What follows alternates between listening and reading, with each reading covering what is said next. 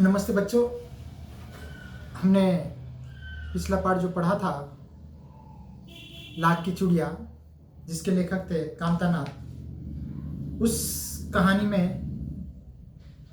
हमने देखा था कि बदलू काका है, वह जनार्दन को लाख की गोलियां बनाकर देता है, आम खाने के लिए देता है, मलाई निकाल कर खाने के लिए देता है। तो उसके आगे हम आज पाठ को पढ़ेंगे।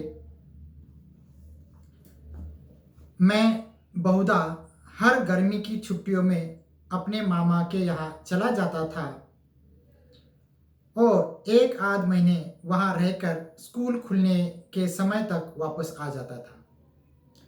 तो जनार्दन कहता है कि मैं बहुधा बहुत बार हर गर्मी की छुट्टी में अपने मामा के यहाँ जाता था और एक या आधा महीना, 30 दिन या 15 दिन वहाँ रहता था और स्कूल खुलने पर या स्कूल खुलने का समय हो गया है तो मैं वापस अपने गांव आ जाता था।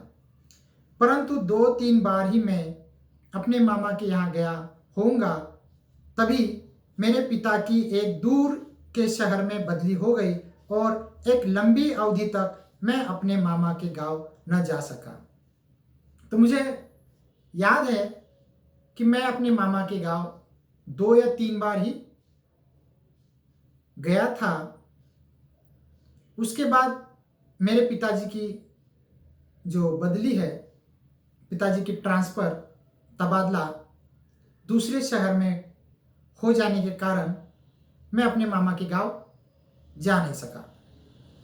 तब लगभग 8-10 वर्षों के बाद जब मैं वहाँ गया तो इतना बड़ा हो चुका था कि लाख की गोलियों में मेरी रुचि नहीं रह गई थी। अतः गांव में होते हुए भी कई दिनों तक मुझे बदलू का ध्यान न आया। तो मैं लगभग 8 या 10 सालों के बाद मैं अपने मामा के गांव फिर गया।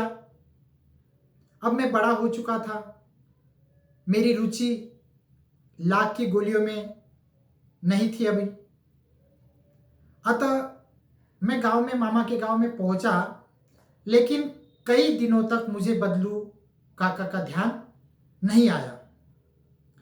इस बीच मैंने देखा कि गांव में लगभग सभी स्त्रियां, औरतें कांच की चूड़ियां पहने हैं। विरले ही हाथों में मैंने लाख की चूड़ियां देखी। विरले मैंने किसी किसी के हाथ में मैं लाख की चूड़ियां देखी। तब एक दिन सहसा मुझे बदलू का ध्यान हो आया। बात यह हुई कि बरसात में मेरे मामा की छोटी लड़की आंगन में फिसलकर गिर पड़ी और उसके हाथ की कांच की चूड़ी टूटकर उसकी कलाई में घुस गई और उससे खून बहने लगा। मेरे मामा उस समय घर पर न थे, मुझे ही उसकी मरहम पट्टी करनी पड़ी। तभी सहसा मुझे बदलू का ध्यान हो आया और मैंने सोचा कि उससे मिलाऊं। तो मैं मामा के गांव आ चुका था, लेकिन मुझे बदलू का ध्यान नहीं आया। मैंने गांव में औरतों के हाथों में कांच की चूड़ियां देखी। बहुत कम औरतें थी जिनके हाथों में लाख की चूड़ियां उन्होंने पहनी हुई थी। बरसात के दिन थे और मेरी मामा की जो छोटी लड़की है आंगन में फिसल जाती है और फिसल कर उसके हाथ की कांच की चूड़ी उसके कलाई में घुस जाती है और उससे खून बहने लगता है।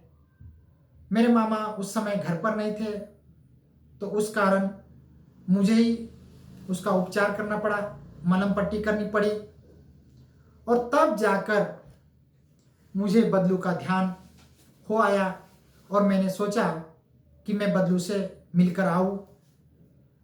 अतः शाम को मैं घूमते घूमते उसके घर चला गया। शाम को मैं घूमते घूमते बदलू के घर चला गया।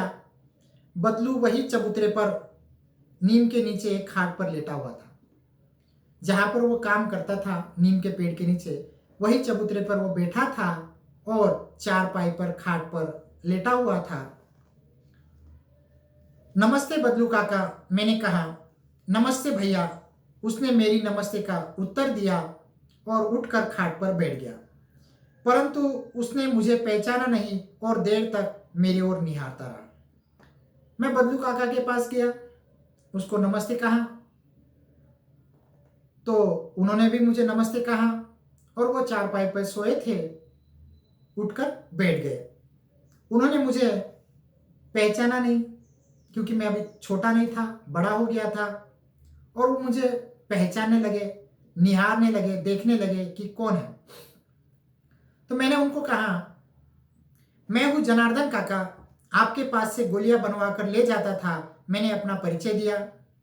बदलू फिर भी चुप रहा, मानो वह अपनी स्मृति पटल पर अतीत के चित्र उतार रहा हो। और तब वो एकदम बोल पड़ा, आओ आओ लल्ला, बैठो, बहुत दिन बाद आए, गाँव आए। तो मैंने अपना परिचय दिया कि मैं जनार्दन हूं, आपसे गोलियां बनाकर ले जाता था। तो वह अपनी याददाश्त स्मृति पटल की पर चित्र उतारने लगा, अतीत के चित्र उतारने लगा, खींचने लगा, सोचने लगा, और एकदम उसको मेरा ध्यान हो आया और उसने कहा, आओ आओ लल्ला, बैठो, बहुत दिन बाद तुम गाँव आए। हाँ, इधर आना नहीं हो सका काका। हाँ, इधर आना नहीं हो सका काका, मैंने चारपाई पर बैठते हुए उत्तर दिया। तो मैंने काका को कहा कि बहुत दिनों से मेरा जो है इस गांव में आना नहीं हुआ। कुछ देर फिर शांति रही। मैंने फिर इधर उधर दृष्टि दौड़ाई, न तो मुझे उसकी मच्छिया ही नजर आई, न ही भट्टी। आजकल काम नहीं करते काका, मैंने पूछा। नहीं लल्ला, काम तो कई साल से बंद है। मेरी बनाई हुई चूड़िया कोई पूछे तब तो कुछ समय न मैंने कुछ कहा, न बदलू काका ने कुछ कहा। दोनों ही चुपचाप थे और मैंने इधर उधर अपनी दृष्टि नजर दौड़ाई। वहां पर मुझे मच्छियाँ नहीं दिखाई दी, छोटी मच्छियाँ जिस पर बैठकर बदलू काका काम करते थे, और न ही लाख की भट्टी जहां पर लाख गर्म करते थे, पिघलाते थे, वो भट्टी दिखाई दी। तो मैंने काका से पूछा कि काका, आजकल आप काम नहीं करते? तो काका ने कहा, लल्ला, काम तो कई सालों से बंद हो गया है। मेरा जो काम है कई सालों से बंद हो गया है। मेरी चूड़ियाँ अब कोई पूछता नहीं, कोई लेता ही नहीं, कोई खरीदता नहीं। गांव गांव में कांच का प्रचार हो गया है। अब गांव गांव में कांच की चूड़ियों का प्रचार हो गया है। वह कुछ देर चुप रहा, फिर बोला, मशीन युग है ना लल्ला, आजकल सब काम मशीन से होता है। खेत भी मशीन से जोते जाते हैं, और फिर जो सुंदरता कांच की चूड़ियों में होती है, लाख में कहाँ संभव है। तो फिर बदलू काका ने कहा कि आजकल मशीनी युग है, सब काम मशीन से होता है,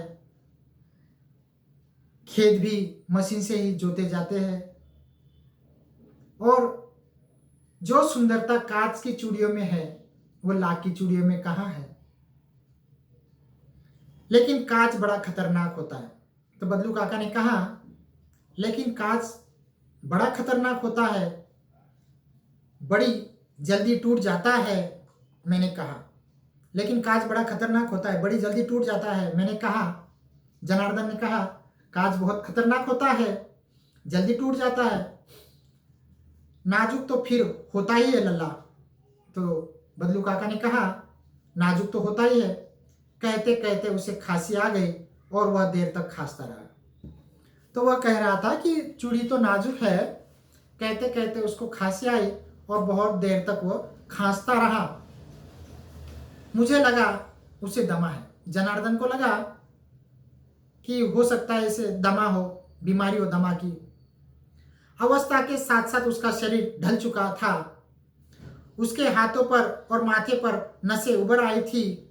जाने कैसे उसने मेरी शंका भांप ली और बोला, दमा नहीं है मुझे, फसली खांसी है, यही महीने 2 महीने से आ रही है, 10-15 दिन में ठीक हो जाएगी। तो मुझे लगा था कि बदलू काका को दमा की बीमारी है और उनका शरीर भी बहुत क्षीण हो चुका था, ढल चुका था, बहुत बूढ़े हो चुके थे और उनके हाथों पर माथे पर बहुत सारी नसें, शरीर की जो नाड़ियां होती है, दिखाई देने लगी थी। लेकिन मैं ये सोच रहा था, पता नहीं कैसे बदलू काका ने मेरी शंका, मेरा शक भांप लिया, पहचान लिया और मुझे कहा कि मुझे दमा नहीं है, मुझे कोई बीमारी नहीं है, फसली खांसी है, मामूली खांसी है, यही 2 महीने से है और 10-15 दिन में ठीक हो जाएगी। मेरी ये जो बीमारी है खांसने की, वो ठीक हो जाएगी। मैं चुप रहा। मुझे लगा उसके अंदर कोई बहुत बड़ी व्यथा छिपी है। मैं देर तक सोचता रहा कि इस मशीन युग ने कितने हाथ काट दिए हैं। कुछ देर फिर शांति रही जो मुझे अच्छी नहीं लगी। तो मैं फिर चुप हो गया और मैं अंदर ही अंदर सोचने लगा। मुझे लगा कि बदलू काका के मन में, उनके अंदर दुख, व्यथा, परेशानी छुपी हुई है। मैं देर तक सोचता रहा कि इस मशीनी युग ने कितने सारे मजदूरों के हाथ काट दिए, पंगु बना दिया है। कुछ देर तक फिर शांति रही और वो जो शांति है मुझे अच्छी नहीं लगी। मैं बोलने लगा, आम की फसल अब कैसी है काका? कुछ देर पश्चात मैंने बात का विषय बदलते हुए पूछा। तो मैंने वो जो शांति थी, दोनों चुपचाप थे, वो शांति मुझे अच्छी नहीं लगी। इसलिए मैंने कहा बात को बदलते हुए कि आम की फसल अब कैसी है काका? अच्छी है लल्ला, बहुत अच्छी है, उसने लहक कर उत्तर दिया और अंदर ही अपनी बेटी को आवाज दी, अरे रज्जो, लल्ला के लिए आम तो लिया। फिर मेरी ओर मुखातिब होकर बोला, माफ करना लल्ला, तुम्हें आम खिलाना भूल गया था। नहीं नहीं काका, आम तो इस साल बहुत खाए हैं। वाह वाह, बिना आम खिलाए कैसे जाने दूंगा तुमको। तब जब मैंने कहा कि आम की फसल कैसी है, तब बदलू काका ने कहा बहुत अच्छी है। खुश होकर उन्होंने कहा और अंदर अपने बेटी को आवाज दिया कि रज्जो, लल्ला के लिए आम लेकर आओ। और मेरी तरफ मुखातिब होकर, मेरी तरफ सामने की ओर देखकर कहा, माफ करना लल्ला, मैं भूल गया था, तुम्हें आम खिलाना भूल गया था। लेकिन जनार्दन कहता है, नहीं नहीं, मैंने बहुत सारे इस साल आम खाए हुए हैं, कोई जरूरत नहीं है। तो जनार्दन, बदलू काका कहते हैं, वाह वाह, मैं तुम्हें बिना आम खिलाए कैसे जाने दूंगा। मैं चुप हो गया। मुझे वे दिन याद हो आए जब वह मेरे लिए मलाई बचा कर रखता है। तो मैं उस समय चुप हो गया और मुझे वो पुराने दिन याद आने लगे जब बदलू काका मेरे लिए मलाई बचा कर रखता था। तो मैंने उनसे पूछा, गाय तो अच्छी है ना काका? मैंने पूछा। गाय कहाँ है लल्ला, 2 साल हुए बेच दी, कहाँ से खिलाता। इतने में रज्जो, उसकी बेटी, अंदर से एक डलिया में ढेर से आम ले आई। यह तो बहुत है काका, इतने कहाँ खा पाऊंगा, मैंने कहा। तो जब मैंने कहा कि गाय तो अच्छी है, तो बदलू काका ने कहा कि 2 साल हो गए हैं, गाय को मैंने बेच दिया, उसको क्या खिलाता, मेरे पास अभी ज़्यादा पैसा है नहीं, तो इसलिए मैंने उसको बेच दिया। और तभी उसकी बेटी अंदर से एक टोकरी में, डलिया में ढेर सारे बहुत से आम लेकर आती है। तो जनार्दन कहता है, काका मैं इतने सारे आम थोड़ी खा पाऊंगा। तो काका कहते हैं, बदलू काका कहते हैं, वाह वाह, वह हंस पड़ा, शहरी ठहरे ना, मैं तुम्हारी उम्र का था तो इसके चौगुने आम एक बखत में खा जाता था। तो बदलू काका कहते हैं, वाह वाह, हंसते हुए कहते हैं, तुम तो शहरी हो, तुम्हारे उम्र का मैं जब था, तुम्हारी आयु का था, तो इसके 4 गुना आम मैं एक ही समय में, एक ही वक्त में खा जाता था। आप लोगों की बात और है, मैंने उत्तर दिया। जनार्दन ने उत्तर दिया कि आप लोगों की बात कुछ और थी। अच्छा बेटी, लल्ला को 4-5 आम छांट कर दो, सिंदूरी वाली देना। देखो लल्ला कैसे है, इसी साल यह पेड़ तैयार हुआ है। रज्जो ने 4-5 आम अंजुली में लेकर मेरी ओर बढ़ा दिए। तो बदलू काका ने अपनी बेटी को कहा कि इसमें से 4-5 आम, सिंदूर वाले लाल लाल आम जो है, देखो अच्छे वाले आम, और लल्ला को दे दो। बदलू काका ने कहा कि इसी साल ये एक पेड़ तैयार हुआ है, उसी के ये आम हैं। रज्जो ने अपने 4-5 आम अपने हथेली में लेकर मेरी ओर बढ़ा दिए, अंजलि में मेरी ओर बढ़ा दिए। आम लेने के लिए मैंने हाथ बढ़ाया तो मेरी निगाह एक क्षण के लिए उसके हाथों पर ठिठक गई। तो जैसी वो मुझे आम दे रही थी, रज्जो बदलू काका की बेटी मुझे आम दे रही थी, तो उसके कलाई पर, उसके हाथों पर मेरी नजर गई और वहीं पर रुक गई। मैं देखने लगा। गोरी गोरी कलाइयों पर लाख की चूड़िया बहुत ही फब रही थी। तो उसकी गोरी गोरी कलाई थी और उस पर उसने लाख की चूड़िया पहनी हुई थी, बहुत सुंदर लग रही थी। बदलू ने मेरी दृष्टि देख ली और बोल पड़ा, यही आखिरी जोड़ा बनाया था।